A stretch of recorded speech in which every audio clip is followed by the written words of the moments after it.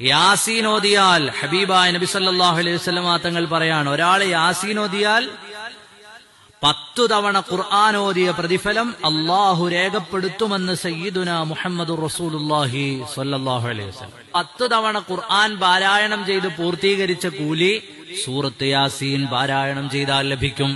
ആ കൂട്ടത്തിൽ 1-2 കാര്യങ്ങൾ കൂടി. നമുക്കെല്ലാവർക്കും അറിയുന്ന സൂറത്താണ് സൂറത്തുൽ ഇഖ്ലാസ്. ഖുൽ ഹുവല്ലാഹു അഹദ് അല്ലാഹുസ് സമദ് ലം യലിദ് വലം യൂലദ് വലം യകുൽ ലഹു കുഫുവൻ അഹദ്. അത് ഖുർആനിന്റെ 1/3 തുല്യമാണെന്ന് സയ്യിദുനാ റസൂലുള്ളാഹി സ്വല്ലല്ലാഹു അലൈഹി വസല്ലം സുലുസുൽ ഖുർആൻ. നിസ്കാരം കഴിഞ്ഞ് പുറത്തിറങ്ങി പോകുമ്പോ ഒരു 3 ഖുൽ ഹുവല്ലാഹു അഹദ് ഓതിയാൽ ഖുർആൻ ഓതിയതിന്റെ പൂർണ്ണമായി ഓതി പൂർത്തീകരിച്ചതിന് സമാനമായ ഒരു പ്രതിഫലം കിട്ടും.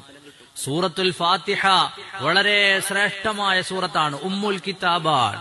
അതിന്റെ ഫലം പറഞ്ഞാൽ തീരാത്തതാണ്. ഫാത്തിഹ അറിയാത്ത ഒറ്റ ആളും ഉണ്ടാവില്ല. ചുരുങ്ങിയത് ഫാത്തിഹ ഓതുന്ന ആളിന്റെ മേൽ സ്വർഗത്തിന്റെ കവാടങ്ങൾ തുറക്കപ്പെടുമെന്നാണ്. ഫാത്തിഹ ഓതുന്ന ആളിനു മേൽ 7 പ്രയാസങ്ങളെ അല്ലാഹു തആല നീക്കിക്കളയുമെന്നാണ്. അല്ലാഹു തൗഫീഖ് ചെയ്യുമാറാകട്ടെ. 1000 ആയത്തോതിയ കൂലി കിട്ടുന്നൊരു സൂറത്തുണ്ട്. 1000 ആയത്തോതിയ കൂലി കിട്ടും. വിശുദ്ധ ഖുർആനിൽ 6000-ലധികം ആയത്തുകളാണുള്ളത്. 1000